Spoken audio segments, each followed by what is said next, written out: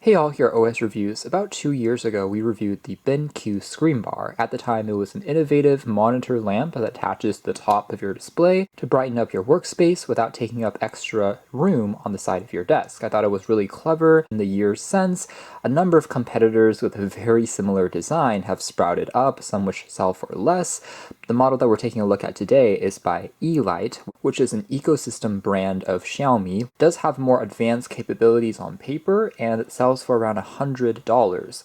That's actually about $30 less expensive than BenQ's original screen bar, and this one here comes with RGB colors, compared to the screen bar which was only a white light. It supports a companion app that allows you to further customize different lighting modes, even has a PC application that you can use that is the Razer Chroma, including Alexa or Google Assistant, which you can use to turn it on or off via voice commands. These are all functions which were missing from the original BenQ screen bar. With that being said, there is still one feature from the BenQ model which Yeelight have not been able to imitate, which is a ambient sensor on that model which can detect your environment and adjust the brightness of the light automatically. They have also included an additional rotary adapter, so you don't have to use an app to turn it on or off. You can just use this little knob. It reminds me of the Surface dials. On the inside, presented quite well, we do have the knob or the kind of remote here, which you can click on to turn it on, adjust things like the brightness.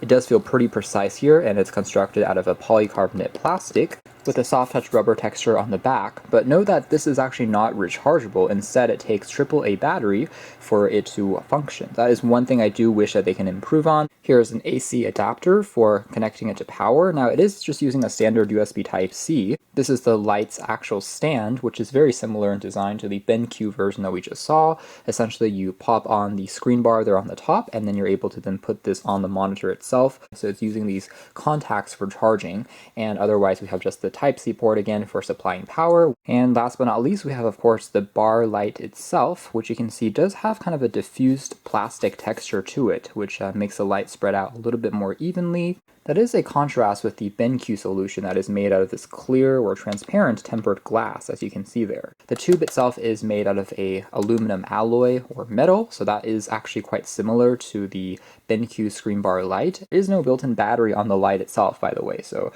I would say it's actually not charging per se, but just providing power. But it's replaceable if the light breaks for any reason. It just gives you a little bit more of modularity for replacing different parts, which is good. And one correction I do want to make is actually in the ads that you saw there, the background lighting behind the monitor, that's actually created by these separate LEDs on the other side, versus the bottom here is meant for your workspace pointing downwards. So there are in fact dual-sided LED lights.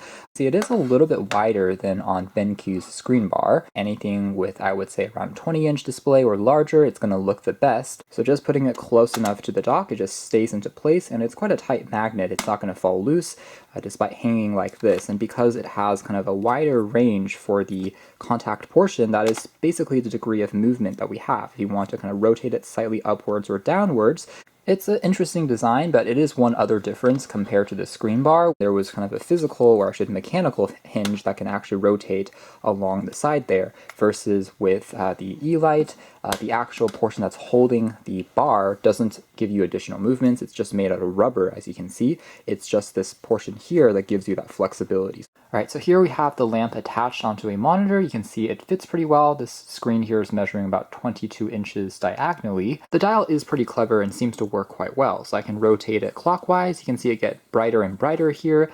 And alternatively, if I turn it counterclockwise, it does gradually get dimmer and dimmer. And if I wanted to turn this off, I can actually double tap, and that will actually turn that off and instead activate the light on the back, which does look pretty dazzling. By default, it goes through all these colors. It just creates this gentle glow, especially on a white surface, and just makes the overall environment a little bit more immersive. Can be a good mood light. Now, of course, I can also turn on the front light as well while using the back RGB colors, and that can just be activated by a single tap of the dial once again. And similarly, we can also make the front dimmer now as well. And the brightness on the front is definitely going to be more apparent than the RGB lighting on the back. Now, this does have a memory mode, so if I turn off a light, for example, altogether, it will remember the last brightness that it was on. So, for instance, if I bring it back onto life, you'll see it start off at the same brightness level where I was leaving it on before turning it off. Coming back to the front light for a moment, now using the dial I can also long hold by pressing down while spinning the dial to change the color temperature.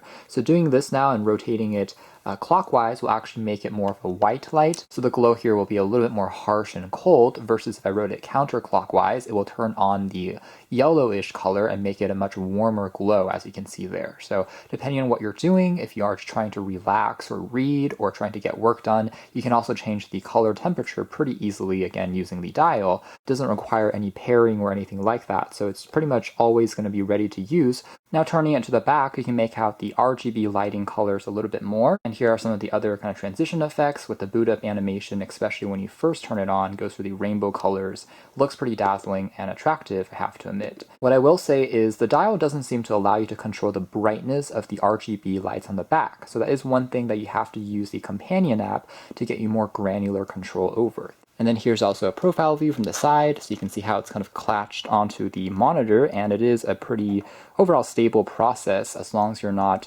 overly kind of moving the monitor around. It stays in place, doesn't feel too loose or anything like that, and the soft touch rubber pads do protect your monitors as well from any damage, as you have this resting on the top. So overall, a pretty clean overall experience. So as far as the angle of adjustment, again, just demoing that, we can rotate it slightly downwards. This is as far as it goes. Underneath the monitor for the actual work environment, you can see if you have a keyboard, you can have a journal or a book here, and everything is still very much visible, giving you a pretty enjoyable experience. So working quite well, and the slight adjustment in angle also prevents any glare from happening on the display itself, as you can see there. So whatever is being shown here on your monitor, it's not going to cast too much reflection compared to a traditional desk lamp, because of its angle, and the head can often create glare and more reflections versus something which is pointing away from it from the top. Now, if there are any potential downsides, at least at the moment, I would say, first of all, this is currently a pre-production unit, so it will actually hit the shelves